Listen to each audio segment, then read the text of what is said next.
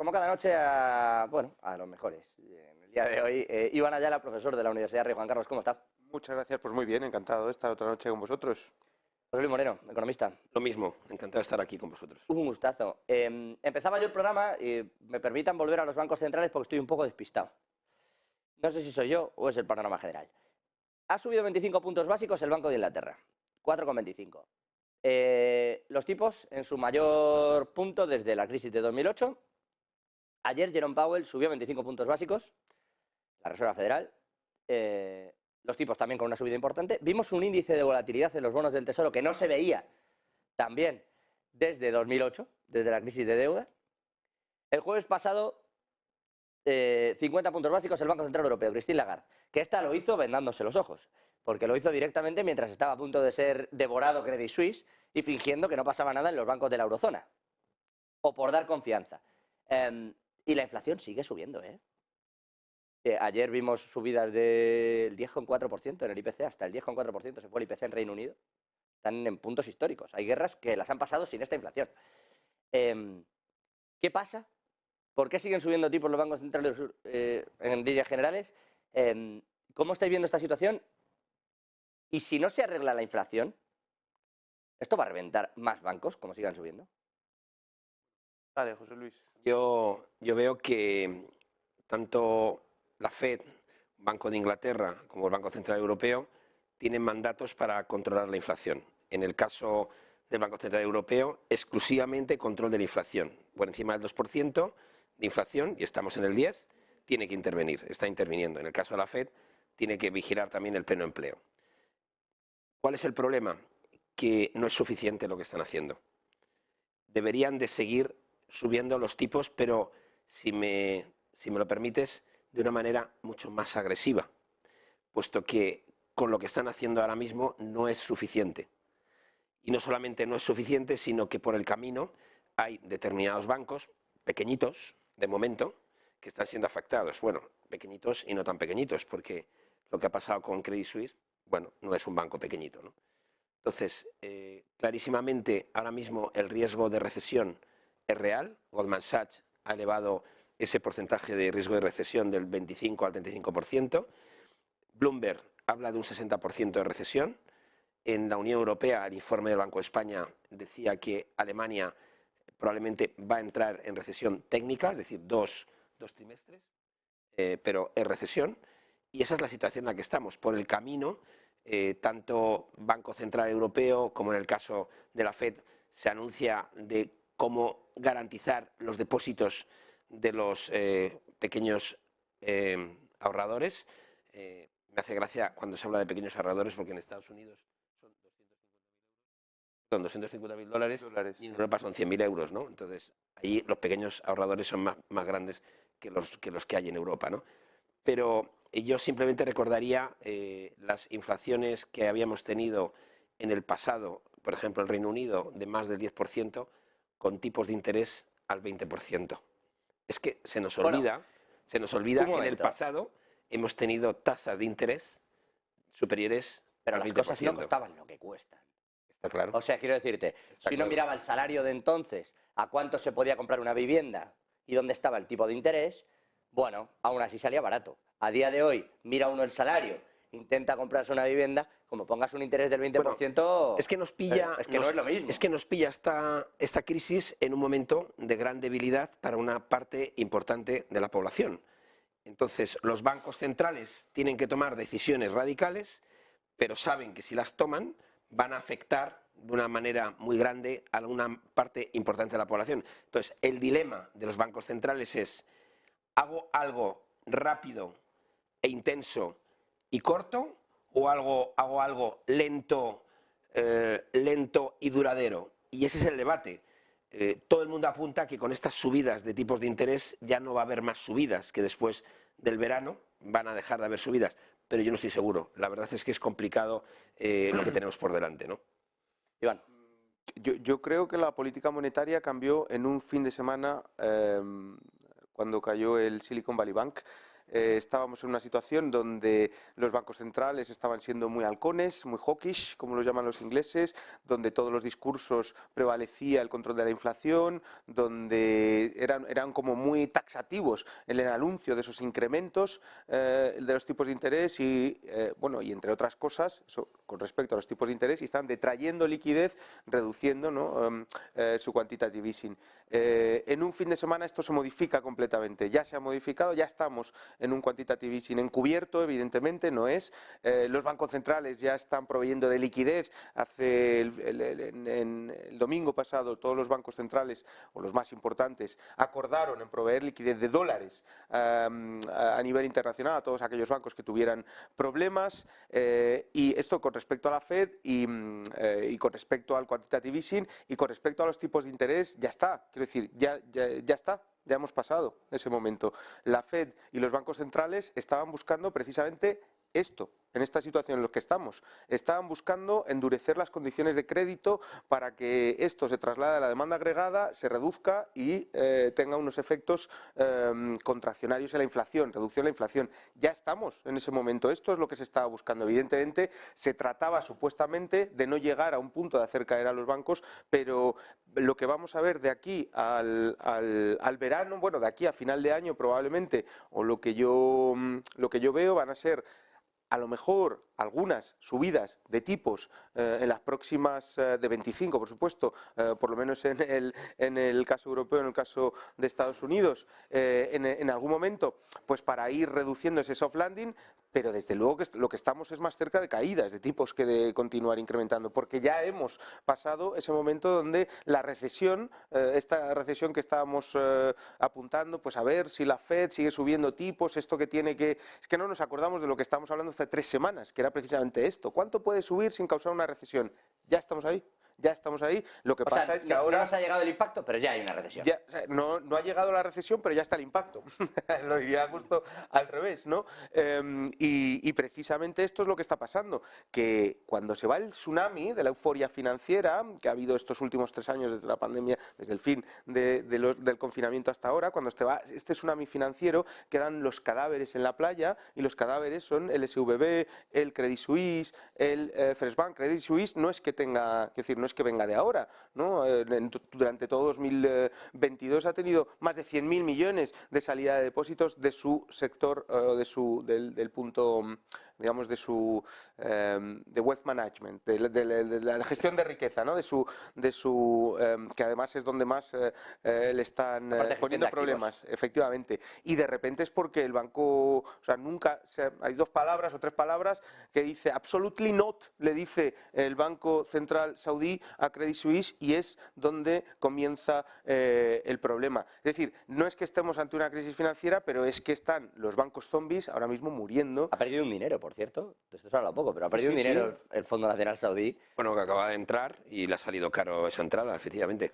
Bueno, una apuesta del Banco Nacional Saudí, además, para tener como una sede subsidiaria de gestión de riqueza en Suiza, y le ha salido mal. Pensaban, yo creo que lo iban a rescatar, ¿no? Porque en estas declaraciones, en ese absolutely not, dicen que se tiene que ocupar el Banco Nacional Suizo también, y que son los reguladores quienes deben dar respuesta a lo que estaba ocurriendo con esa salida de depósitos en Credit Suisse. Lo dicen así, que no es un problema de los accionistas, sino de los reguladores. O sea, yo creo que pensaban que esto se iba a rescatar y que no iba a ser tal el problema. La realidad siempre es que cuando hay un problema en un banco, el Banco Central de turno piensa esa misma noche cuál es la mejor opción. Si rescatar un banco o provocar que ese banco se venda. Y los efectos secundarios, tanto de rescatar como de que ese banco se venda, son distintos. La solución que se ha tomado en Estados Unidos y la solución que se ha tomado en Europa, en Suiza en este caso, son soluciones desde mi punto de vista distintas.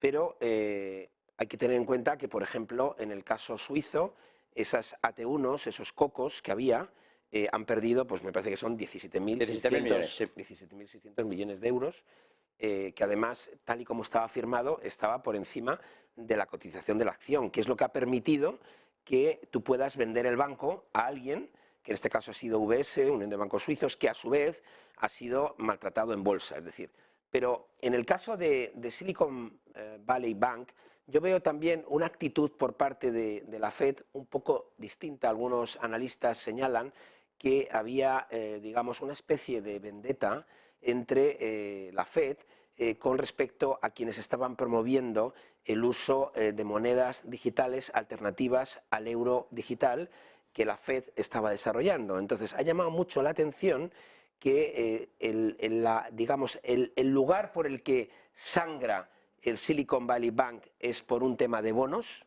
y la Fed durante 7 días no dice ni mu sobre la garantía de esos bonos del Tesoro ni la explicación de por qué Silicon Valley Bank está degradándose.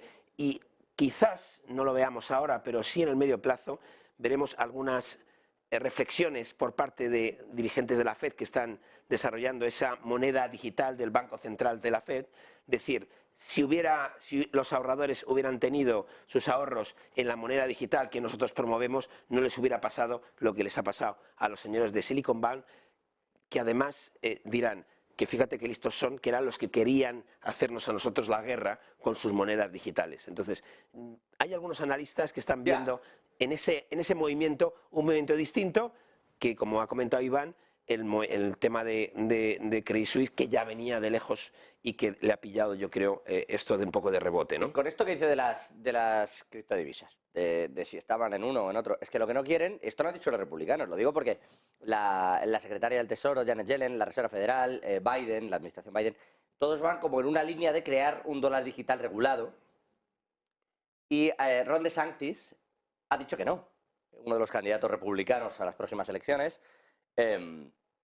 Ha dicho que esto es perder libertad por parte del ciudadano norteamericano, que lo que se busca con las divisas digitales es salir de esa especie de regulación exigente y tener tu dinero, y que sea tu dinero, es decir, no depender de que el banco te autorice o no a usar tu dinero. Sin duda, porque es que la tecnología actual que se está aplicando en el yuan digital permite que esa moneda digital del Banco Central, que es programable, te permite, desde el Banco Central, decir cuándo te caduca y en qué te lo puedes gastar, además de hacerte una trazabilidad de dónde te lo estás gastando. Entonces, eso, sin duda, pierdes libertad financiera.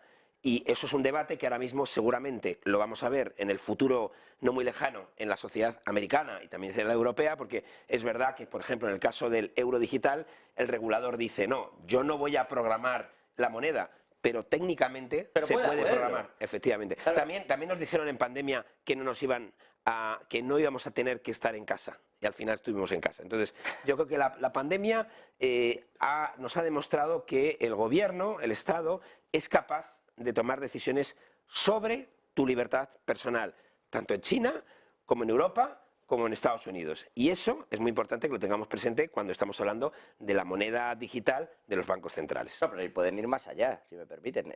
Veía hace no poquito, creo que era en la provincia de Guangdong, un vídeo en el que hay una cámara y entonces tú llegas con tu móvil y tu moneda digital, ¿no? O sea, haces un cambio y tienes digitalmente N cosas, ¿no? Entonces tú llegabas allí y pones la bandeja debajo de una cámara, analiza lo que tienes en la bandeja y te lo cobra. Esto que es como una facilidad de fíjate qué bien, ¿no? Qué rápido y qué fácil y nos ahorramos un montón de cosas. Pasan dos cosas en esto. Uno, estáis controlando lo que me como y lo que no. Sí, sí. Y perdona, dos, y lo que lees, me estáis obligando a hacerlo en vuestra moneda. Escucha, y lo que lees y dónde vas. Ya, pero que ya directamente ¿Y con quién? Pero que es una cosa ¿qué ventajas la divisa digital? Cuidado con las regulaciones. De hecho, el Banco Central Europeo arrojaba esta duda también se está estudiando qué hacer porque dudan que quienes tienen divisa digital quieran hacerlo en euro. Claro. Sí, yo de todas maneras creo que en todo este debate de las divisas digitales también tiene que ver o entra un poco este sueño de todos los países no estadounidenses de intentar generar una alternativa hegemónica al dólar, ¿no? Y poder intentar, bueno, esta ilusión que tiene todo el mundo y que francamente yo ni veo ni creo que conozcamos, por lo menos en el futuro próximo, de ninguna alternativa a una moneda de reserva que no sea el dólar. Se pagan todos los bienes a nivel internacional y los principales bienes, como pueden ser los energéticos. Ahora lo hemos visto, que es uno de los grandes problemas inflacionarios, el hecho de que el dólar sea, bueno, que compremos el petróleo en dólares, ¿no? Y cuando sube la Fed... Está China tratando de huir de esto. Sí, está China tratando de huir de esto, pero sigue sin... Si vemos la cantidad de reservas en términos de dólar, el segundo es el euro y el renminbi está subiendo, pero que son insignificantes en términos de capacidad de compra del dólar. Lo que sí me gustaría hacer referencia es a lo que comentábamos antes. Yo creo que la cuestión del Silicon Valley Bank se explica más por una pésima gestión del riesgo por parte de esta entidad, en primer lugar. En segundo lugar, por una afluencia masiva de depósitos durante, bueno, pues de las tecnológicas y en buena medida debido a las criptos, que es donde salta la burbuja, las ¿no? rondas de financiación. Las rondas de financiación que infla esta burbuja cripto y que estalla, y están estallando, y estalla, y cuando estallan, pues los bancos que más, digamos el 50% de todas las startups o todos los depósitos gestionados por las startups en Estados Unidos estaban en el Silicon Valley Bank. Lo que sí apuntaría es saber. Pues claro, esto ha pasado en el Silicon Valley Bank, pero ha pasado algo que es simplemente subir los tipos de interés y esto rompe cosas, entre otras los balances de los bancos, ¿Y no va a porque volver a ellos tienen... pasar? Claro, entonces, Bueno, mira, está pasando. publican el 13 de este mes, marzo 2023, un informe que se llama Monetary Tightening in the US Bank Fragility in 2023. Es un informe de 4 académicos de la Universidad de California, donde evalúan cuál es la salud financiera a la luz del colapso financiero del SVB de Estados Unidos. Bueno, claro, las pérdidas no realizadas, las pérdidas potenciales no se centran solo en el SVB, ¿no? Entonces lo que este informe dice es que hay al menos 190 bancos que podrían estar en Estados Unidos en estos momentos debido a sus balances, a los mismatching de los balances, en una situación que podrían sufrir un pánico bancario. Porque, seamos sinceros, no hay coeficiente de capital, no hay ningún tipo de regulación. Si hay un pánico bancario, que lo detenga. No existe, porque el negocio bancario es insolvente. Ni esto de las líneas por de liquidez. definición. Ni esto de la... Bueno, claro, la única Claro, pues lo que solución han es visto que... es una especie de agujero de interconexión con la caja del banco. Efectivamente. Y si usted necesita sacarlo todo, yo le meto todo. Pero lo que pasa es que aquí lo que estamos diciendo es, yo creo que ese planteamiento refuerza lo que estaba diciendo. No hay ninguna regulación que detenga un pánico bancario, excepto el poder del sector público, que aparece con toda su maquinaria de dinero. Porque al final, todos estos excesos bancarios, todas estas crisis bancarias que se producen básicamente por desregulaciones y excesos bancarios, acaban siempre siendo pagados por los contribuyentes. Recordemos, el Credit Suisse, ¿a quién están rescatando los bancos? Los bancos o el contribuyente suizo. ¿A quién está rescatando? Está rescatando a los de los escándalos de la cocaína o del mafioso cocainómano búlgaro. Está rescatando la operación de los yates que Credit Suisse ayudaba a los oligarcas sancionados a comprar yates y al mismo tiempo emitía titulaciones para ponerse en los hedge funds, y cuando esto se salta a la luz llama a los hedge funds para que quemen esos papeles. Es decir, estamos hablando de Credit Suisse, que tiene un historial criminal de hace 20 o 30 años, pero no estamos hablando de Credit Suisse, es que Credit Suisse está siendo vendido a UBS, que ha sido condenado hace 7 años en Estados Unidos y que gracias al escándalo financiero de UBS se empieza a abrir el crédito bancario en Suiza porque se lo piden los tribunales de Estados Unidos. Es que UBS ayudaba a los contribuyentes norteamericanos a evadir impuestos metiendo diamantes en las pastas de dientes. Estamos hablando de este tipo de acciones. Claro, luego nos sorprendemos, todo está fiscalizado. Quiero decir, esto de UBS sale a raíz de un antiguo CEO que declara en Estados Unidos.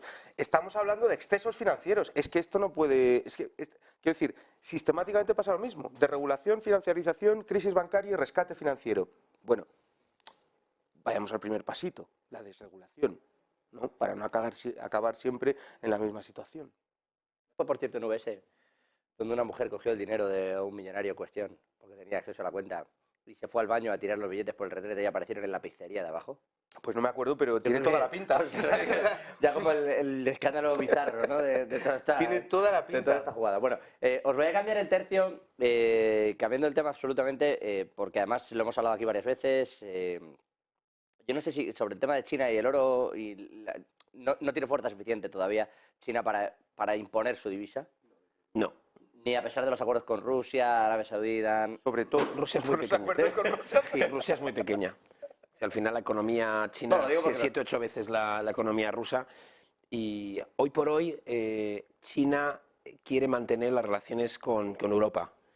Y esa es la razón por la que la Unión Europea sigue, digamos, gestionando esa relación entre, por un lado, Estados Unidos y, por otro lado, con China. China lo sabe, pero es verdad que vamos hacia un futuro donde va a haber dos bloques, que es, por un lado, China y, por otro lado, Estados Unidos. Pero yo creo que ahora mismo, como decía Iván, enfrentar el dólar contra el yuan no tiene sentido.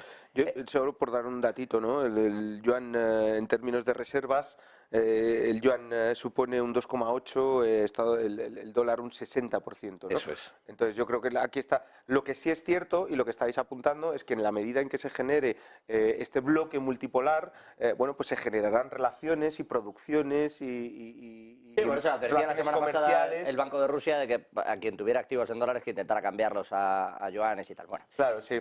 Bueno, es un buen consejo. Haced caso a Putin. Claro. Sí, bueno, eso es. lo digo en el sentido de que hablabais de los dos bloques, que ese bloque, bueno, pues está intentando transformar esa Pero divisa, es me verdad, refiero. no es fácil. No que lo vaya a hacer yo, pero que el Banco ruso intentaba dar ese prisma, ¿no? Lo ha intentado también la Unión Europea con el euro y, no, tampoco ha y ha funcionado. fracasado. Quiero decir, 20% de todas las reservas mundiales. Es Euro. importante, Sí. pero 20%. Pero Bueno, bastante más que el 2,8. claramente. Bueno, decía que os quiero cambiar el tercio. En Europa está habiendo últimamente una discusión que está pasando como de rondón, pero que es importante porque es el futuro de Europa en lo energético. Lo digo porque aquí nadie decide nada sin que Francia y Alemania visen los papeles. La tarde-noche de ayer fue muy relevante porque Francia se llevó un guantazo importante y es que no consiguió meter la energía nuclear dentro de la nueva regulación de energías limpias. De momento, Eso. de momento. Y ahora está en la discusión con Alemania de en la próxima ronda esta me la tienes que colar o me cargo tus coches. Eso es. Bueno, están, como decía uno, los alemanes están defendiendo sus Kartoffel, las patatas. Es decir, ¿cuál es la dimensión de la industria del motor de combustión en Alemania, para que lo entendamos? Pues es el 11% del PIB, 1,6 millones de trabajadores. Es el 13% de las exportaciones. Estamos hablando de 436.000 millones de euros. Esto es muy importante. Estamos hablando de Volkswagen, estamos hablando de Mercedes, estamos hablando de BMW. Es decir, a los alemanes les gusta correr, con los coches eléctricos no se corre. A los alemanes les gusta meterse en una autopista y aparecer 400, 500, 600 kilómetros de donde viven y con un coche eléctrico hoy no se puede hacer. Y luego el mercado en Alemania de vehículos es así de claro. Tienen 870.000 vehículos eléctricos y tienen 31.100.000 vehículos de motor de combustión. A corto plazo, desde luego, Alemania se ha retratado y no está por la labor. ¿Cuál es la alternativa que está planteando Alemania? Pues básicamente trabajar lo que se llaman los combustibles sintéticos. Es decir, el motor de combustión es la espina dorsal no solamente de la economía alemana, sino de la industria. Mucha de la industria alemana ha triunfado gracias al trabajo con los motores de combustión y con este mercado, ¿no? Entonces, ellos están trabajando y han pedido una especie de prórroga para ver si somos capaces de desarrollar un combustible sintético que se podría utilizar en ese motor de combustión. Que por otro lado es lo mismo que Francia está planteando con la energía nuclear. Si nos vamos a hablar de la energía nuclear en Francia, lo importante que es para Francia, en Francia, que tiene 58 reactores, Japón tiene 42 y tiene 19 centrales nucleares, Francia tiene ahora mismo el 70% de su energía viene de las centrales nucleares. Es muy importante para Francia, pero es que en el orgullo francés, que recordemos que Francia tiene bomba nuclear, ellos tienen desarrollada la bomba nuclear, mucha de la ingeniería, mucha de la innovación francesa en el ámbito nuclear viene precisamente de haber trabajado en las centrales y en este mismo elemento de defensa. Acordaros de los famosos submarinos nucleares que Francia intentaba vender a Australia y que al final Australia le dijo, creo que Estados Unidos dijo, no, no, te los vendo yo. Sí, le ha dado 3, de hecho. Ese es el debate en el que estamos hablando, ¿no? Bueno, hay una seña de identidad francesa que es la energía nuclear, donde hay un consenso sobre este tema. Hay otra seña de identidad en Alemania, que es el coche de combustión, donde hay otro consenso. Y ahora mismo estos dos países tan importantes de la Unión Europea están negociando. ¿Cuál es mi visión? Que van a ganar los dos, ¿no? Van a ganar los dos, porque es muy importante tanto para la economía como para su forma de ser.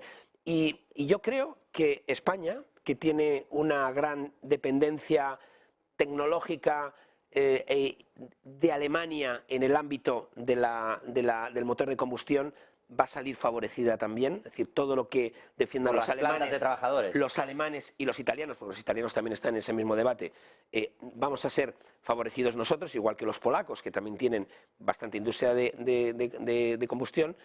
Y en el ámbito de la energía, al ser vecinos de Francia, nosotros también vamos a ser favorecidos porque, aunque sea de tapadillo, vamos a seguir consumiendo energía nuclear francesa, que es la única que a fecha de hoy garantiza la continuidad, hasta que, digamos, descubramos, que estamos en ello con el famoso hidrógeno verde, descubramos una alternativa. Rosa, ¿no? O rosa, lo llamamos rosa aquí. El rosa tiene puede tener parte nuclear. Efectivamente. Sí, también. Que es lo que quiere precisamente Francia. Pero vamos, nos falta una energía que sea continua. En cuanto tengamos, que ahora mismo tenemos el salto de agua, cuando tengamos una energía que parece que puede ser ese famoso hidrógeno verde o rosa, como lo queramos llamar, y permitamos esa continuidad y sigamos con las energías verdes, solares, eólicas, etcétera, podremos abandonar esa energía nuclear. Para el que esté perdido en este punto, o para el que quiera o se incorpore ahora, lo que Francia vio ayer es como en el Parlamento Europeo no le aprobaban la energía nuclear como energía limpia, que es algo que necesita, y Alemania lo que quiere es prorrogar desde 2030, ya pasó a 2035, la prohibición de coches de vehículos de combustión fósil, y lo quiere llevar más allá de 2035 porque le parece poco. Iván. Yo creo que aquí se entremezclan tres cosas que vamos a ir viendo en los próximos años. Primero, esta voluntad de transición energética, en primer lugar, que no es que sea una voluntad, sino parece que es un imperativo científico el hecho de que tenemos que transicionar hacia economías o hacia modelos productivos donde se quemen menos combustibles fósiles para intentar reducir el impacto antropogénico en el cambio climático. Esto está ahí, es decir, todas las políticas, todas las instituciones y todos los gobiernos en el mundo, incluida China, o sea, es uno de los grandes inversores en términos de energía verde, pero claro, esta crisis de Ucrania nos ha puesto encima de, contra la pared, nos ha puesto, ¿no?, el hecho de la soberanía, que es el segundo elemento que va a tener mucha importancia, la necesidad de generar soberanía energética y no tener que depender de estos Nord Stream que de repente mágicamente pueden explotar por los aires ellos solos. También, y en tercer lugar, la competitividad. Estos tres elementos son los que configuran el mapa energético europeo. ¿Por qué competitividad? Bueno, pues porque efectivamente, como ha dicho José Luis hace un momento, la industria alemana depende de manera, pues no sé cómo decirte, de manera crucial, de manera vital, no puede vivir sin energía barata y es lo que le ha estado proporcionando estos últimos 20 años Rusia y por lo cual Alemania tiene esta capacidad tecnológica. Entonces, en estos tres puntos yo veo un problema gigantesco y es que estos tres puntos Estados Unidos lo está resolviendo como país y estos tres puntos en Europa nos estamos pegando entre nosotros. Y esto tiene un problema en términos de asimetría en la capacidad de generar nuevas políticas energéticas. ¿Por qué está Francia debatiendo con Alemania? Porque no tenemos una política, porque las políticas energéticas son soberanía nacional y por tanto dependen de lo que ocurra en estos países, ¿no? Y en todo caso competencia compartida, pero desde luego no exclusiva, no es supranacional, digámoslo así, en términos europeos. Y ahí yo creo que los 300.000 millones solo para el Inflation Reduction Act, solo, exclusivamente de Biden, 300.000 millones. En España recordemos que los presupuestos son alrededor de gasto 400.000 millones en total, para todo, también para energías renovables, ¿no? En Estados Unidos 300.000 solo para la transición energética. Yo creo que aquí está el gran problema. El problema de que nos vamos a encontrar ahora con una industria lánguida y poco competitiva en Europa debido a los altos costes energéticos, por una baja apuesta. Pero Sí, bueno, José Luis. por no ser tampoco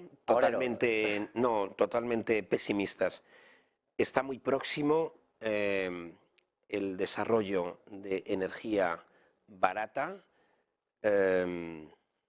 para uso masivo por parte de la industria. La tecnología, la innovación está muy cerca de conseguir energía que cueste crearla mucho menos de lo que se genera. Hablas de ese combustible sintético. Sí, y simplemente tenemos que ver que el tiempo te permite adivinar que todo lo que preocupa a todos los países al final se acaba por solucionar. Y la energía barata, como bien ha comentado Iván, es fundamental para la economía, para la industria y para la prosperidad de todos los países. Y en eso estamos trabajando. Pero es verdad que ese calendario que teníamos previsto todos los países, la invasión rusa de Ucrania y, si me permites también, la extensión del famoso virus del COVID, pues ha trastocado ese calendario que teníamos. Pero yo quiero ser optimista y, desde luego, creo que ese combustible del que se está hablando va a ser una de las soluciones que vamos a tener. Bueno, lo vamos a ver. Hoy ha saltado una noticia que no esperábamos, bueno, como muchas, que saltan a los titulares cansadas de ser reservas, que es el Dieselgate. No sé si habéis visto este asunto, si os ha dado tiempo a examinarlo, porque esto se quedó como en una cosa que le pasaba a Volkswagen. Alguna universidad de Estados Unidos intentó ir un poco más allá, decía que también pasaba en otros vehículos, que habían hecho pruebas, que bueno. No se hizo mucho caso porque coincidía que eran vehículos europeos. Y entonces fue bueno, quítame de aquí estos asuntos. Pero resulta que estamos conociendo que es toda la industria automovilística la que ha hecho o la que ha llevado a cabo este tipo de prácticas con los motores. A Volkswagen, sino que es que no hay uno que no lo haya hecho. Eso sí. Es que, a ver, cuando uno pone normas que no se pueden cumplir por la industria se busca una puerta de salida.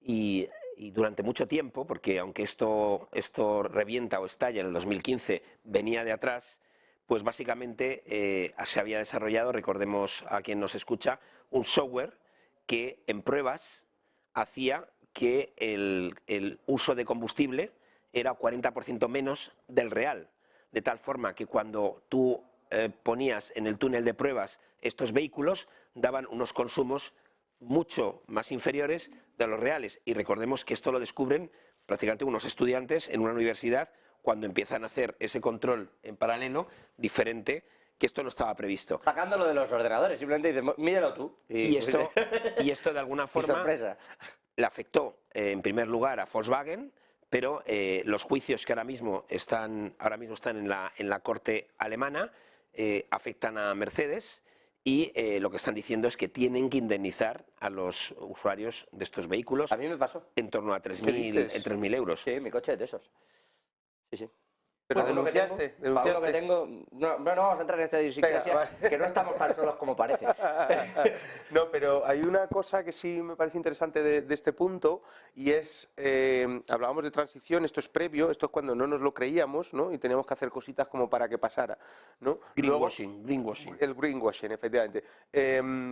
Ahora ya parece que nos lo creemos, aunque pues hemos dicho que estamos dando marcha atrás, etcétera. Pero una cosita, aquí esto ya, yo creo que lo importante del asunto es que el Tribunal de Justicia Europeo ya ha dictado sentencia al respecto y, por tanto, van a tener que generar indemnizaciones, ¿no?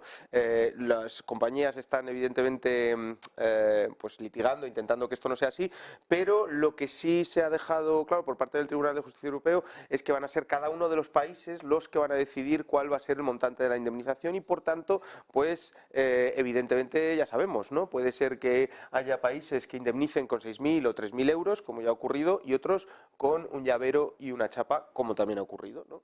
en otros casos. Entonces, bueno, pues estas asimetrías, como siempre, dependerán de las legislaciones y bueno, la capacidad que tengan los afectados de generar presión en los procesos judiciales. La última vez que se habló de este asunto en España, quiero recordar a José Manuel Soria, con este asunto entrando en Bruselas, y a la entrada dijo, bueno, esto hay que arreglarlo, por supuesto no se puede estafar a los españoles, es terrible lo que ha ocurrido. Y salió diciendo, bueno, hemos hablado con Volkswagen, también por teléfono, hemos conseguido que no se lleve sus fábricas. Claro, claro. Lo digo porque indemnizaciones aquí de momento no ha visto nadie. Pero bueno, ya iremos viendo. Iván Ayala, profesor de Economía en la Universidad de Juan Carlos. Es un gusto. Igualmente, como siempre. José Luis Moreno, economista. Un verdadero placer.